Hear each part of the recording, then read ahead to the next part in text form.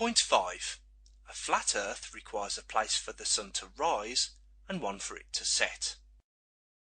For the following two verses I have used the Pickthall translation of the Quran.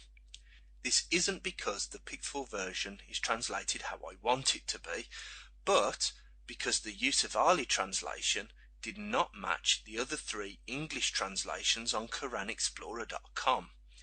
So I ignored the one translation that was different and went with the three that corroborated each other. 18:86 until when he reached the setting place of the sun.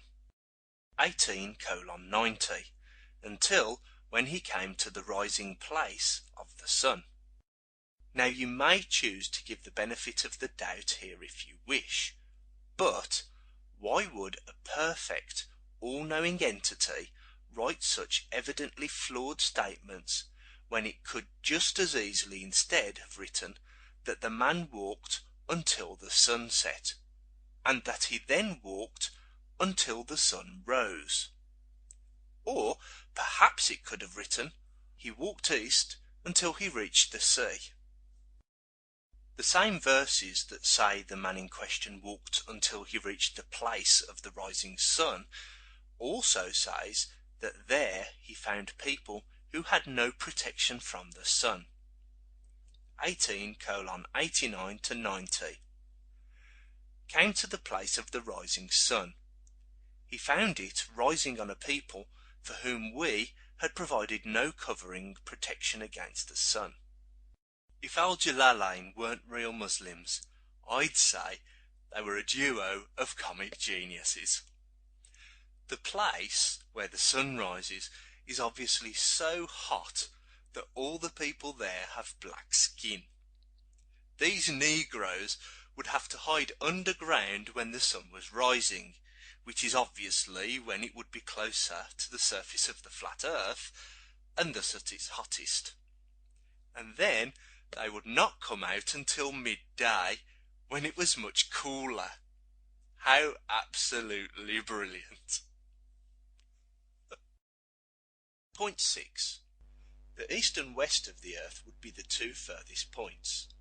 The distance between these 2 points would be the greatest possible while still remaining on the planet.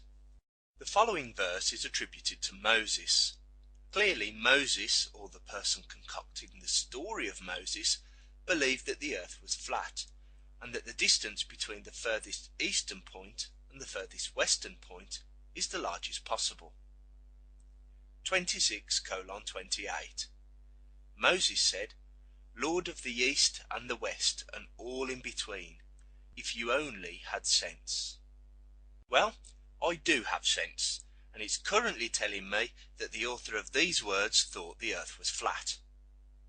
Now, we can very well excuse the words of a human, because unless God told him differently, Moses probably would have thought the earth was flat. But can we excuse it being written in the Quran? Moses is delivering a message in the name of the creator of the universe. In saying that Allah is the Lord of the east and the west and all in between, he's actually saying that Allah is the Lord of nothing. This is because there is no distance between the furthest easterly point and the furthest westerly point on Earth.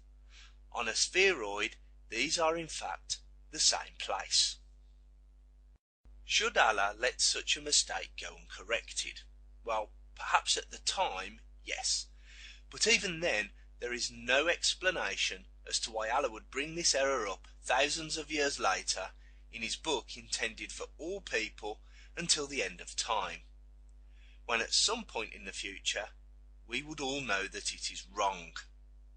Surely Allah would only include things that made sense and leave out all of the misconceptions instead of propagating them further, or perhaps even mention that Moses was wrong.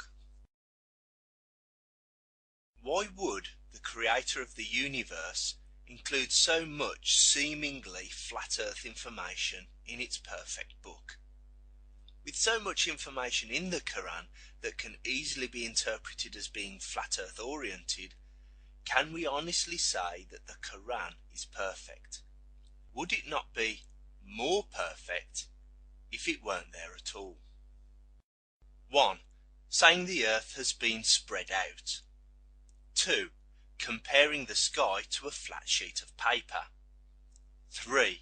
Saying the sky or universe has been raised up. 4. Saying there is a place where the sun rises and a place where it sets. 5. Naming the east and west as places between which is the greatest possible distance. Life is allegedly a test to see if we accept or reject a claim that has no proof. But must it also be a test to see if we are willing to accept a claim that has no credibility? Failing to believe this claim, despite the apparent deliberate attempts to misguide us, is punishable by an eternity in hell.